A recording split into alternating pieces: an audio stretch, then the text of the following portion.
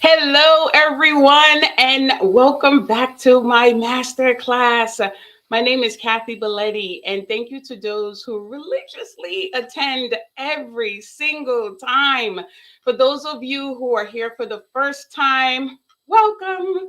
If you are listening on YouTube, make sure that you like and subscribe so that you do not miss any future masterclasses. If you are listening on Facebook, what's up? And good morning to my LinkedIn family. All right, so for those of you who do not know me, my name is Kathy Belletti. I am the founder and owner of Motivate with K.A.T.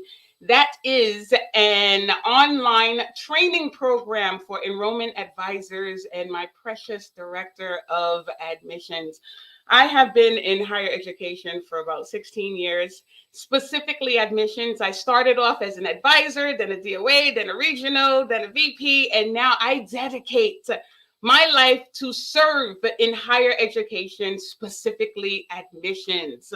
I know how difficult and challenging it is for my admissions people for you to inspire thousands of students every year to invest in something intangible, which is their education, but it is worth it in the end. Okay, I'm also the host of EdUp Career School's The Scoop, and that gives me the opportunity to speak with everyone involved in the enrollment process. We already know that our education system is broken. So that podcast gives people the opportunity and the platform to really express themselves so that we can come together and start fixing this system one day at a time. So today I want to talk about a very, very important topic, and it is effective communication with potential students. And I know we hear this term all the time in admissions. Here's the setback. I know a lot of your advisors are probably sitting there going, yeah, I get it, effective communication, but what does that even mean? I ask a lot of questions. I'm always talking to my students, right? But when you think of effective communication, it's just not asking tons of questions to make you feel as if you're having a valuable conversation with someone.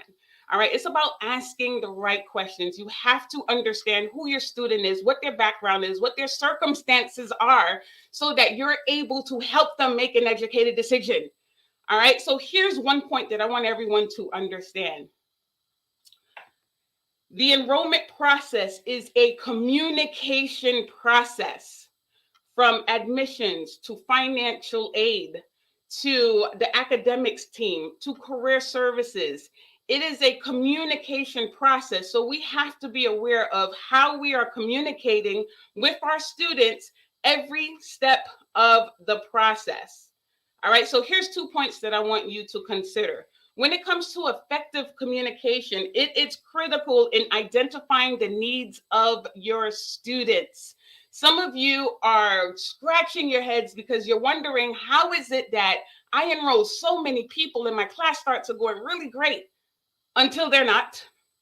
Until the week before the class start, all of a sudden everyone disappeared. The aliens took them. No one knows how to get in contact with them, right? And here's the other point: lack of effective communication is a major cause of three things. Number one, leads falling through the cracks, right? Low class start conversions and low retention rates. So what I'm going to do, I'm going to go into a little bit of detail when it comes to those three topics. I'm not going to dive too deep. One, because I'm very aware of your time, and two, because I actually have separate trainings that go into detail in all three of these topics. So today we're just going to talk about how we can start the process of overcoming these three obstacles so that we can get the needle moving at your schools. Okay, or take you to the next level. So number one, leads falling through the cracks. I know marketing is sitting there going, mm-hmm. Look, there are thousands of reasons why leads fall through the cracks. However, here's the top three. Number one, programs not offered. Okay, if you missed my last masterclass, it was all about how to address leads who call your school for programs that you do not offer. My advisors, okay, Every school has this exact same challenge. However, there's a way for you to address this type of inquiry, right? Just because someone calls and say, "Hey, I'm interested in this program," and you don't offer the program, I hear so many times advisors say, "Okay, I'm so sorry. Well, you know what? I wish you good luck. I wish you much success on finding more information on that program." I'm going to give you 4 things that you say to overcome this. Number 1, the first thing that you ask, well, the first thing that you do is build up the program, because you never want to beat down the program just because your school doesn't offer it. But the second thing that you ask is why? Why are you interested in that program? It's an amazing industry to get into. Oh, well, my mom, she told me it's a good idea because she's been doing it for 10 years. Okay, that's awesome. Number 3, what do you know? She didn't really tell me much. So your mom has been working in this industry for 10 years and she didn't tell you anything. That's the key, right? What you have to do, advisors, is educate yourself. And I know some of you are going to say, educate myself. I'm not doing product knowledge or programs that my school doesn't offer. Here's the thing. Every single school has at least 2 to 3 programs that leads call in for every single day that your school does not offer. At some point, you have to step out and go on Google and do your research about those 3 programs so that you are prepared when the next student calls in. And now you put yourself in a place where you can now educate them. Because remember, our student does not always do the research on programs. They apply because someone told them it was a good idea. Someone told them that it would suit your personality, right? But when you, the expert, starts talking to the student and you're saying, okay, well, let me tell you a little bit about that program, you may find that your student says to you, wait, hold on for a second. My mother didn't tell me that. That is not my personality. Step 4, will have you considered. In a lot of cases, you'll find that that student goes, you know what? I was always interested in that. Boom, there is your open door. But here's what you have to keep in mind. Before you move on, you have to make sure that that student understands that you will not be discussing said program moving forward. You're going to be talking about this. The worst thing is to go through an entire interview for students to come back at the end and say, hey, so what else do you have? You have anything else? And I know some of you are grinding your teeth going, that happens to me every single day.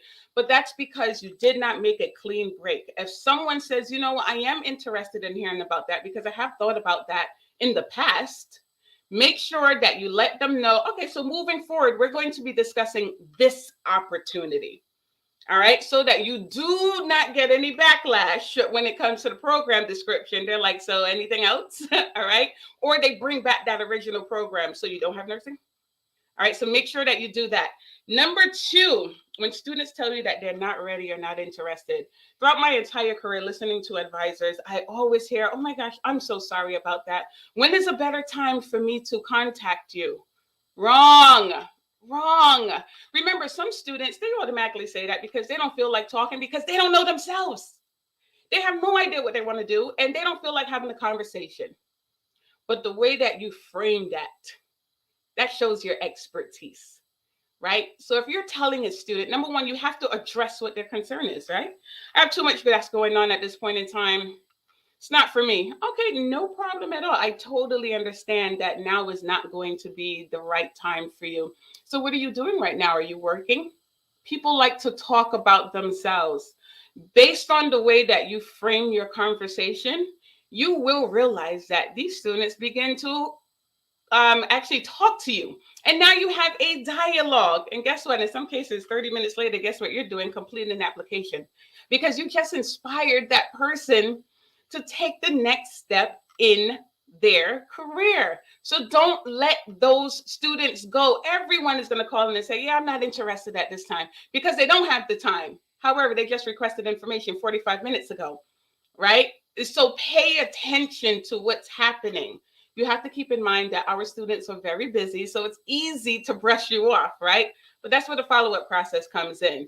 But it doesn't have to end there. Keep them on the line until someone says to you, you know what? This is not the time. I'm not interested. I already found the school. Please don't call me again. Those are different circumstances, but at least try. You would be surprised how your conversation turns around. All right, here's the third one.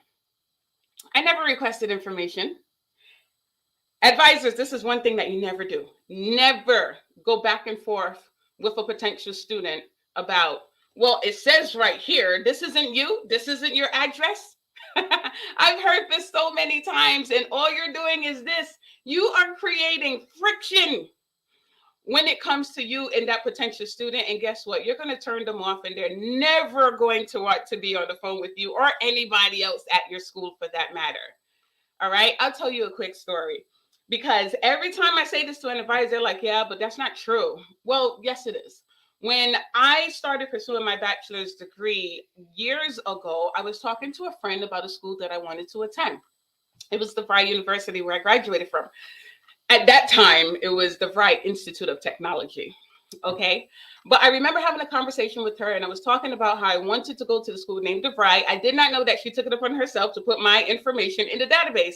What happens the following week? I start receiving pamphlets at my house, and then an advisor calls me. The first thing that they asked was, did you request information on our programs? And my response was no, because I was just telling the truth. I didn't request information. My friend did. Here's the thing. What if that advisor would have said, oh my gosh, I'm so sorry, and then hung up? They would have lost me, or I would have called back myself and got a different advisor, right? But the next question was, well, were you thinking of a career in X, Y, and Z? And my response was yes. Boom. Guess what? Within 2 weeks, I was enrolled at the school. So when a student tells you that they never requested information, sometimes it's true. All you have to say is, well, you know what? This happens all the time. Maybe a friend or a family member requested information on your behalf, because we don't do any cold calling here. And then go right into your next question. Okay, so do not take the situation so literal, and let these students go, because they need you. There is a reason why they sat at home at 2:00 in the morning and filled out a lead form. And some of you guys' lead forms are very long. Okay, so that shows some type of dedication. All right, here is the second thing, low class start rates. Okay, so if I were to ask you guys, what do you think contributes to low class start rates? If you're saying lack of stitch, you are 1000% correct. For my schools who do not know what the stitch process is, and there are a few schools who don't, it is the communication process between the advisor and the potential student from the enrollment. Okay, so here's the thing, advisors, your job starts at the enrollment. Okay, not at the beginning, because enrollments, that's not what this process is about. Anybody can enroll a student, and I'm not taking away from you what it takes to enroll today's student. All right, but that's not what this game is about. It's really about being able to inspire your students to follow through on what they started. So when it comes to sticks, you have to make sure that you are continuously reaching out to your students every single week. And here's why. Who is our student? You have to keep in mind who our student is. Okay, they are facing so many false beliefs. I haven't been in school in 10 years. I'm not going to be successful. I'm way over my head. Lack of confidence. I'm only working part-time. Am I really going to be able to wing this? I think I should back out, right? Financial issues. I have too many kids. Who's going to babysit? One of my babysitter backs out. What am I going to do? Right? There's so many false beliefs. And here's the thing. When you interviewed them, you already closed all of those doors. You already found them solutions to those problems. But what's happening is between the time of enrollment and when they start class, in some cases, it's 3 to 4 weeks for some of you, right? You're leaving them alone, number one, with friends and family members who are the enablers, the ones who are telling them now is not the right time, the ones who are telling them you have too many kids. Who's watching them? Not me. Maybe you need to, back out of the school thing for the next couple of months and take care of these kids until you get them in school. The ones who are telling them, wait a minute, come on, you're not going to be able to afford this. We can hang out the next couple of months. They are the enablers in a lot of cases. So you're leaving them alone with them and their own thoughts. Guess what? If you disappear within that enrollment process, they're gone. And guess what? You're not going to be able to get them back on the phone. They're not going to respond to your email. They're not going to respond to your text message. And in some cases, they may just block you. because they've made up their mind that, you know what, this was the wrong time. What am I thinking? And I know she's probably going to try to call me. So I'm just going to make sure that she's not able to get in contact with me. You have to make sure that you stay in your students' minds the entire time. You told them during the interview process that you were going to be their cheerleader. You told them through the interview process that you were going to be their support. And now you disappear. Two reasons why you have to make sure that you stay in contact with them. Number one, you have to make sure that they're ready and prepared to start school. Do they have all of their documents in? Did they get in their POG, their proof of graduation is yet? Do they have their ID? Do they have everything that they need to start school? Did they buy office supplies yet? If you're online school, well, did you figure out a part in your house where you're going to study? These are questions that you have to make sure that you're asking them. The second thing is you have the story. Advisors, you guys have the story. You know their why. You know their why can they not afford to not follow through. You have to make sure that when you get on every single call, you're reminding them of their why now. You're reminding them of their circumstances. You're reminding them of their story. And you're letting them know that you know that they can do it. You have confidence in them. And you have to build them, because a lot of your students do not have anybody else in their corner but you. You cannot disappear. You have to be in their ear all the time, rooting them on and letting them know that you can't wait for them to get to the finish line. And here's the thing, it is fair for advisors to feel that the closer your students get to the class start, the more excited they get, but that is false. Okay, fear starts to come through. All of those false beliefs start to come through because it just got real. I just signed on the dotted line. Financial aid is sending me emails. Holy crap, this is actually about to happen. I've been procrastinating for the last 10 years. I wish I could have one more, right? But you're not going to allow them to do that because they have way too much on the line. All right, so make sure that you are stitching your students. The more you are able to stitch your students, the more opportunity you have for these people to show up the very first day of class. And look, I know how it feels the very first day of class to be at that front desk for my brick and mortar people. You're at the front desk and you're looking at the class start list and you look at your student and there's no signature. So then you get on the phone, you're like, how many stops away are you? How many bus stops are you? Or where are you? Make sure that you call me, right?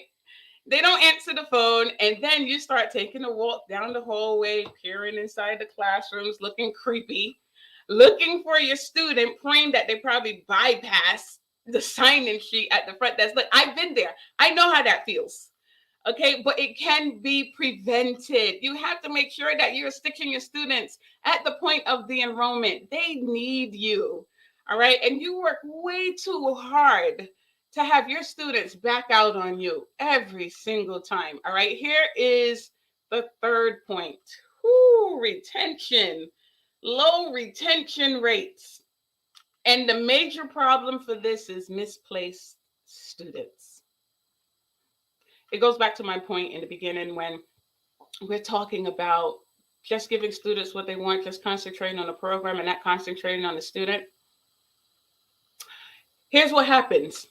A student calls into your school and once again, they're requesting information on the program that they know nothing about. The advisor goes, oh yeah, we have that program. Go through the entire thing. They're like, yeah, okay, great. They enroll because remember the entire process. They're interested because somebody else told them it was a good idea and they're tired of their circumstances and they want to break through. Here's the problem. Week 1 of school, they're sitting in class and they're going, what? Shoot, what did I just get myself into? This is not for me. This doesn't suit my personality at all. Advisors, do not talk about the program in the beginning of the call. It is irrelevant. Sometimes your students will request information on the program on a Monday, and by Tuesday, they've already changed their mind. That does not mean they're going to go back onto the website and then fill out another lead form and, choose a different program. They're going to say, well, when I talk to her tomorrow, I'll just talk about something else because I'm not interested in that. I did more research and that's not for me, right? But what happens is in the beginning of the call, you see something on the lead form and you immediately jump into, okay, so you're interested in medical billing and coding? Yep. You go through the entire program, never asked if it was a good fit for their personality. And now they're sitting in class the first week and it's not for them. And then they go, oh, wait, they did talk to me about a provisional period. I still have time to skip out. And they're gone. They drop, never to be heard from again. Now your instructors are frustrated because they're saying, here we go again. I was hired because there were 10 students that were supposed to be in this class, and now there's only 2. Here's what you do, advisors, and this is very simple. Remember, when you talk about inspiring students to take the next step, it's all about the conversation. It's all about finding out more about them. So keep it general. If someone calls in, who cares what's on the program sheet? Are you interested in healthcare?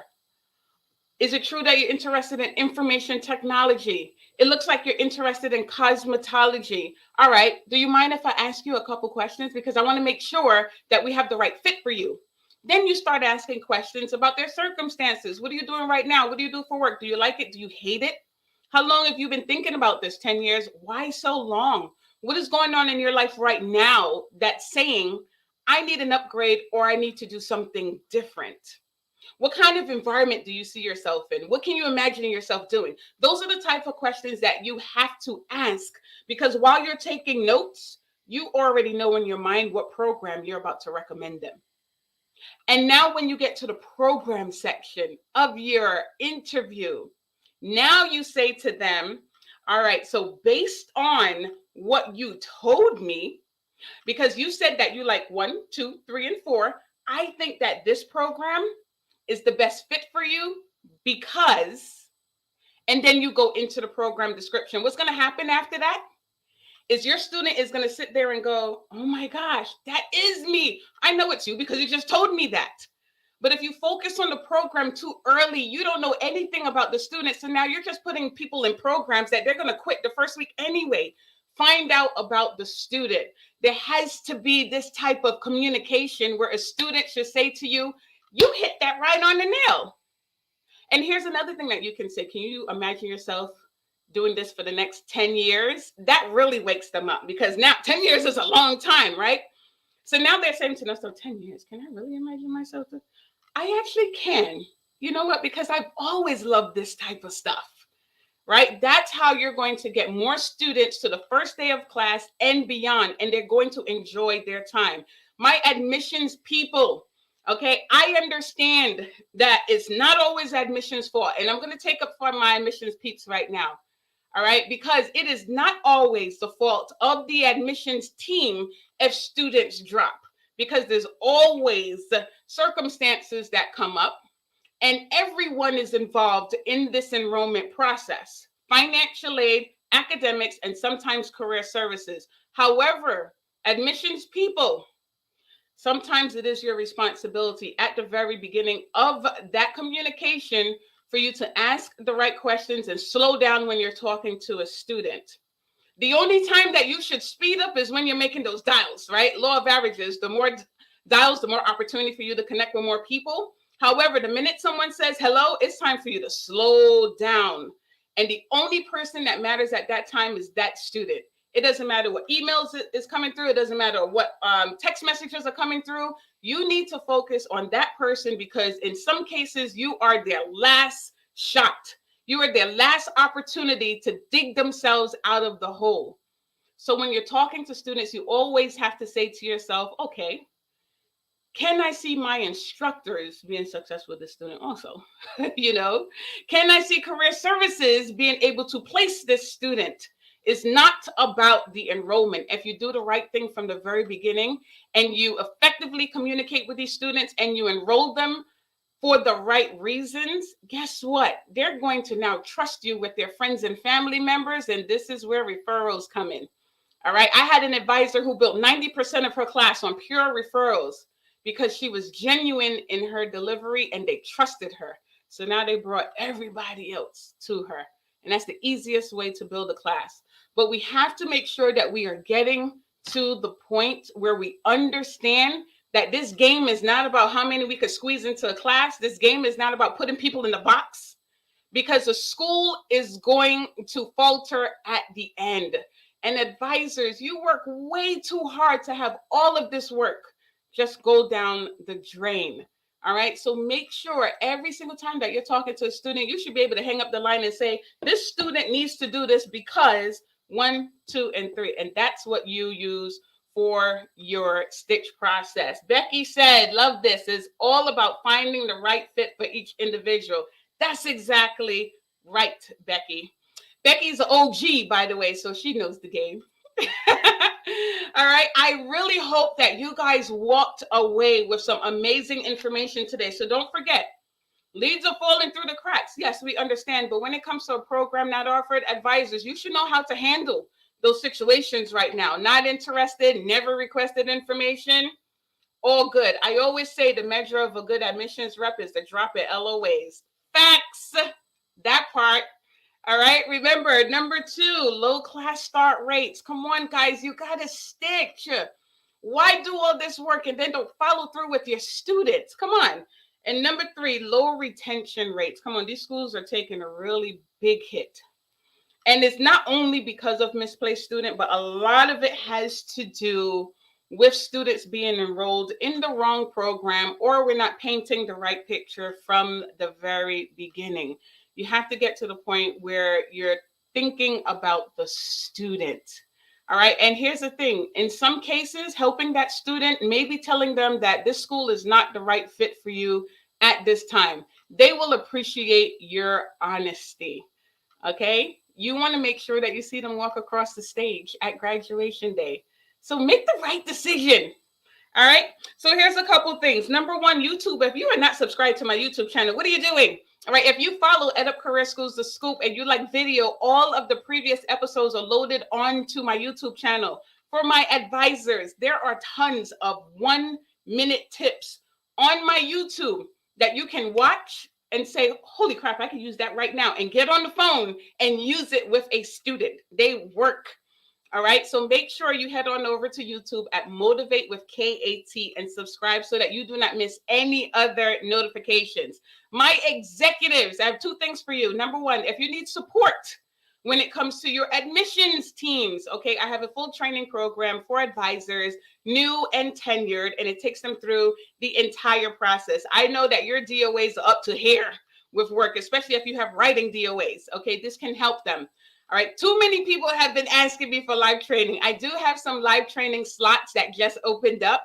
All right. So if you are interested, you have to DM me immediately, or you can email me at kb@motivatewithkat.com. Director of Admissions, there's also a leadership course for you entitled EDU Reverse Framework. I know there are some brand new DOAs. There are some people who are thinking about taking on the leadership role, or there's some OG DOAs who are like, okay, what I've been doing for the last 15 years ain't working no more. Okay, I need some fresh perspectives. Okay, it's called EDU Reverse Framework. If you are interested in any of those, make sure that you go to lessons.motivatewithkat.com and sign up so that we can set up a free demo. All right, 2 more things. Every other Thursday at 9:30 a.m. Eastern, I am on Instagram for at least 20 minutes, and we're talking about admissions tips that can get the needle moving at your schools. And at 5 p.m. every other Thursday, I am on Twitter Spaces.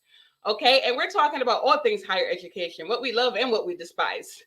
All right, it gives you guys a voice. It gives you an opportunity to kick back and really talk about some of the issues that's going on and how we can start fixing it one day at a time.